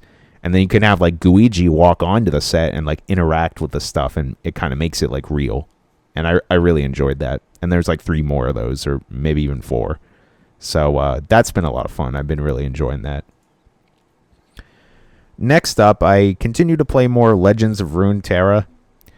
I don't have too much to say on this game other than I'm kind of like hitting a wall with this game where like it's funny because like when I initially started playing this game, I feel like I was just doing so well, and I'm like, I feel like I'm a god at this game. But then I made it to gold ranking, and I'm like, oh god, I am no god at all. I am a mere mortal getting stomped by these better mortals or gods, however you want to put it. But I think I'm just finally experiencing maybe the meta of the game, and it's making me question, like, all right, am I going to change up my decks and adjust with the meta, or do I also just have to pick up one of the meta decks to kind of hang with everyone, you know what I'm saying? But I still be enjoying that game. I'd pick it up from time to time. I'd say I'm not playing it right now as much as I was.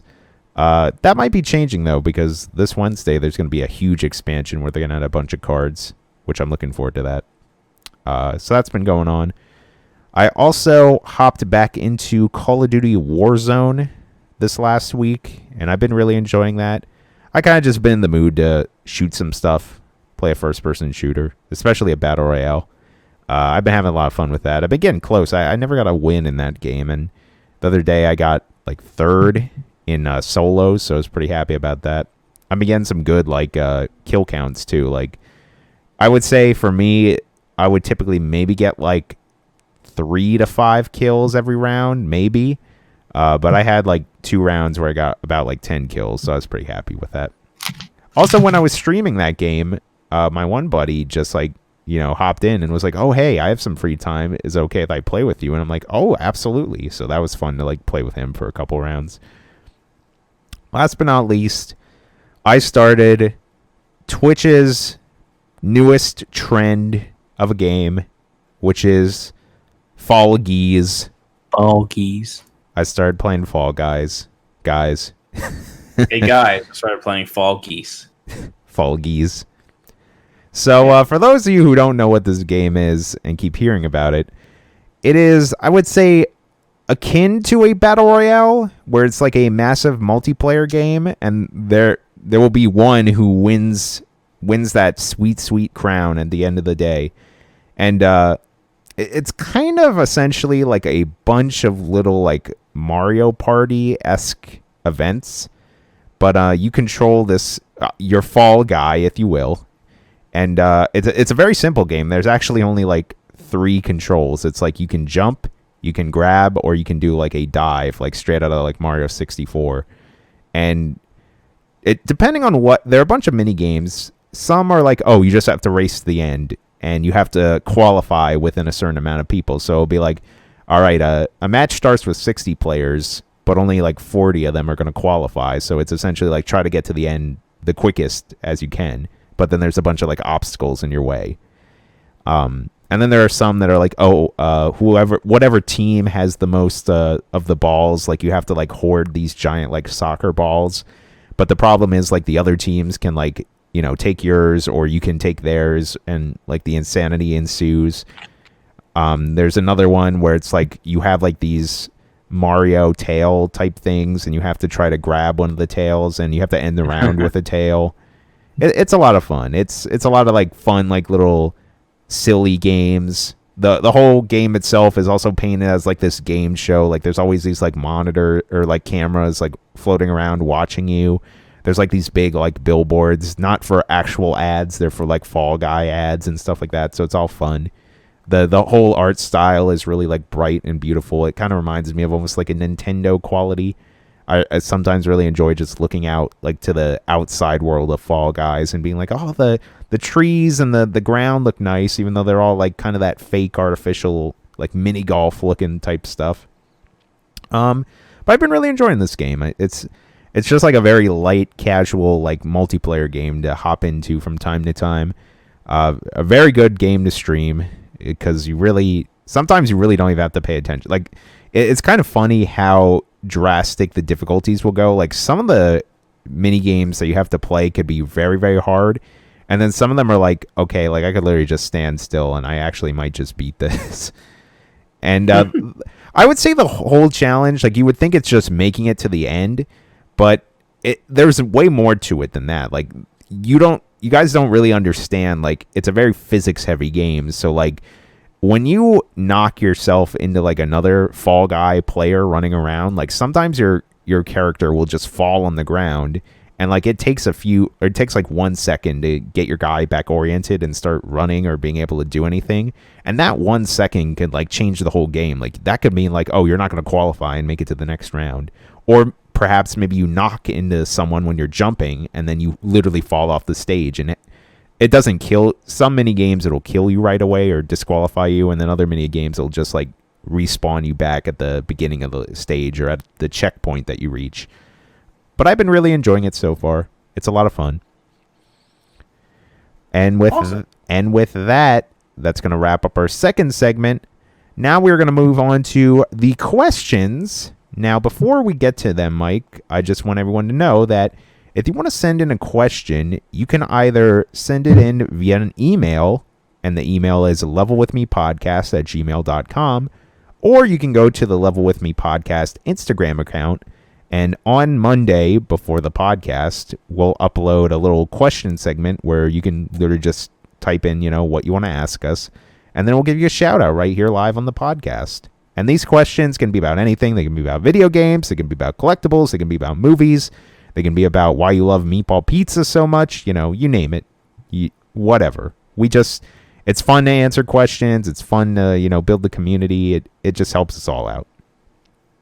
Now, Mike, do we have any Instagram questions? Corey, unfortunately, we do not have this week. Oh, no. I am sorry. I'll have to check the Gmail. Okay. Oh, man, I have to do work? God. Well, didn't we have one last week? Like, yes. Okay, so you're right. And while you're looking up that, I'm going to double check and make sure I know. I think it was from our good fan Owen Reese. Yep. Okay, we don't have any on the Gmail. Okay. But I figured we could answer that one again because, you know, it got lost in the into the nether. Okay, let me see if I can find the. I mean, it might come back to us. Let me see if I can. I think it was something like, "What are you guys doing during the pandemic?" You're or whatever. Right. Yes, here it is. I found it, and you are correct. It is, just to make sure we all know, it is what have we been doing to keep busy during the quarantine? And that's from Owen Reese. Thank you, Owen Reese. We really appreciate it. Yes, you are the bestest fan. So, Corey, do you want to take the microphone? Yeah, sure. Why not? So, you know, besides like making content or playing video games or whatever, I actually was talking to a bunch of my buddies about like they're getting into like building Gundam models, and I've never really experienced something like that. So I was considering maybe picking up a Gundam and putting that together, or even buying like maybe I used to be a little bit into Warhammer 40K miniatures, maybe like buying some of those and putting them together and painting them. I know there's a game you can play with that, but I have no idea how you play it, nor do I know where you can even go do that right now. You probably can't. Or maybe even just picking up like a Lego kit and, you know, building that. Or even just like other general art, like, you know, starting to draw again. I used to draw a lot when I was in high school, and I was thinking of just, you know, picking up a pencil and trying to just actually get better at it. But besides that, I also have been trying to be consistent with workouts. You know, the gyms, I think, are open now in public, but the gym that I go to at my job, I don't think will be open the rest of the year.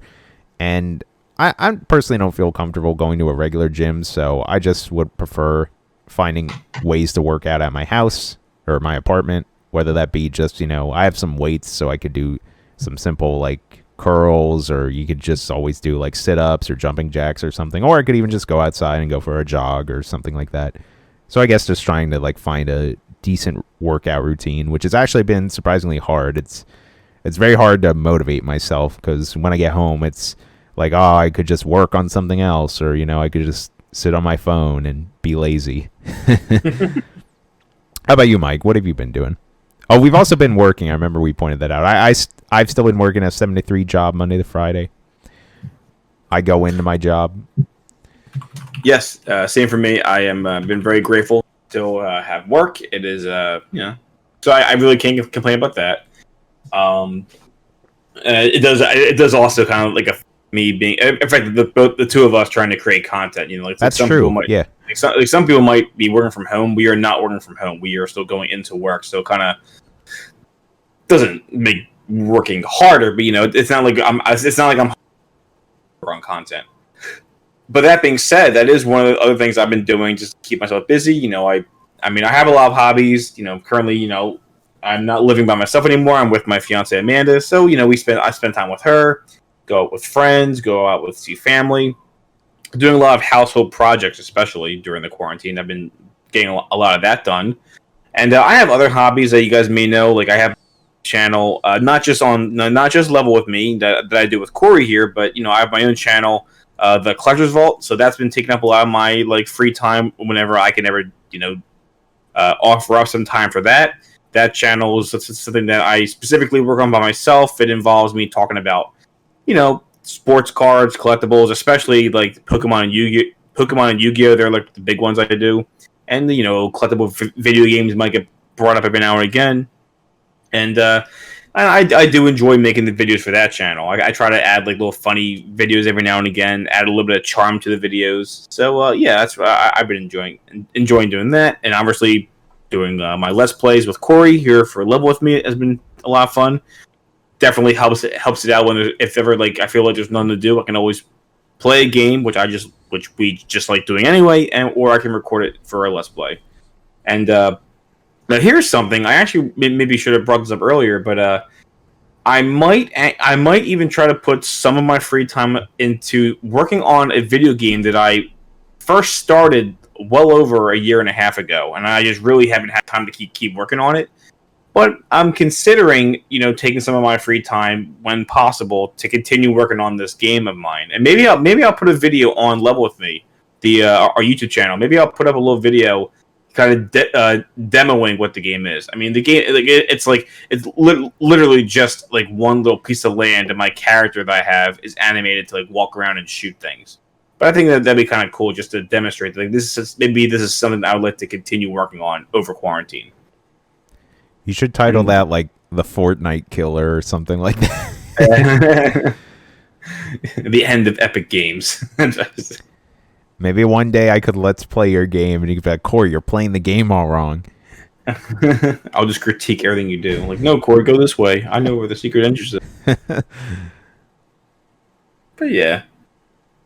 And that's so again, thank you very much, Owen Reese, for your question. Yes, thank you, Owen Reese. We really do appreciate it. I actually really appreciated the one question you had 2 questions ago, which was like, which animal do we think is the meanest? That was pretty funny. I really enjoyed that one. Was that Owen, or wasn't that a different user? I thought that was Owen. Was it not Owen? I thought we had 2 questions. I thought that was someone else.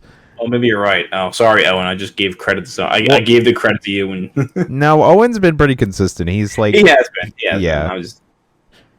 and we appreciate it. Yes, we do. But yeah, and if you also want to be like Owen and be a good follower / fan of the channel, get a shout out. Yeah, I mean, come on, you can be the most popular video game podcast. You said it 3 times. It must be true. I know, it's like Beetlejuice. Come on. Yeah, you could always shoot us a message on Instagram. Whether you message Level With Me or message Game Bro Corey or Mike individually. We'll definitely take those. We'll take those for the podcast.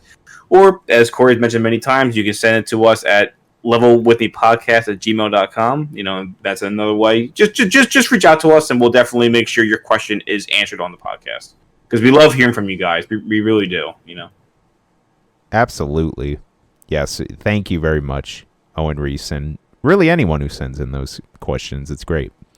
But that being said, that's going to wrap up the podcast here. If you want to check out any of my stuff, honestly, just go check out my Twitch channel, twitch.tv/GameBroCorey. I'm going to try to be way more active on there these next few days and weeks. I want to try to build that up. I would love to get partnered if that could be a thing. That'd be really awesome. But I'm probably going to be streaming more Call of Duty Warzone, more Fall Guys. I think I might stream the Legends of Runeterra the day that expansion comes out. Oh, even yesterday I ended up playing some Smash Ultimate with one of my buddies. I might hop back into that. I was really enjoying that.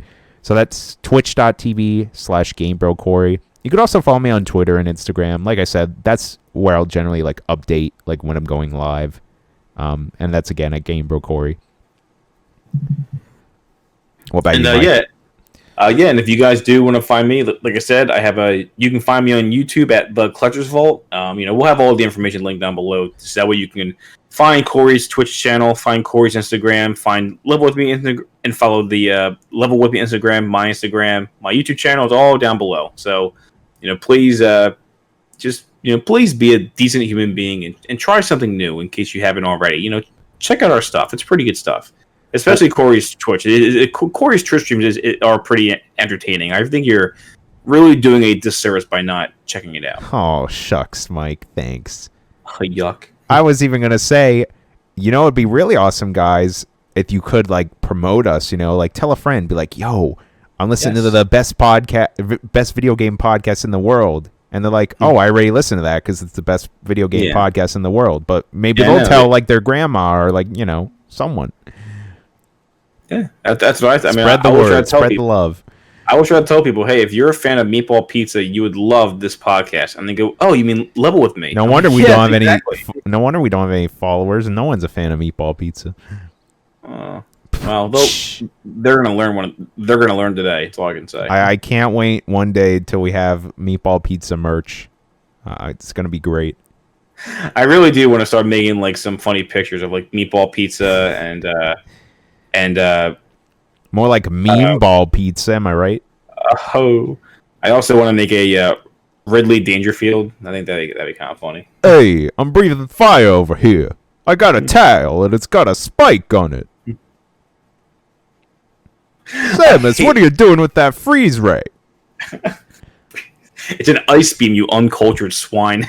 That's what Samus says to him. He's a space pirate. You think he knows anything other than the pillage? I'm surprised he doesn't. Yeah, instead of him talking like Rodney Dangerfield, okay, it's not like "Yar, Samus, give me your treasure." I got a piece of art for you. I want a picture of like the Captain Morgan bottle. Like I want that art, but it's Ridley because he's a space pirate, and I want it on like. Oh, that'd be great. I wonder if Nintendo and Captain Morgan can do some sort of crossover. Yeah. That seems family friendly. Right? I would truly be living when I see that. Oh man. That's a podcast, guys. Thanks for listening. Go check out our stuff. Pew pew pew pew pew pew pew. Bye. Pew pew pew pew pew pew pew pew. See you guys.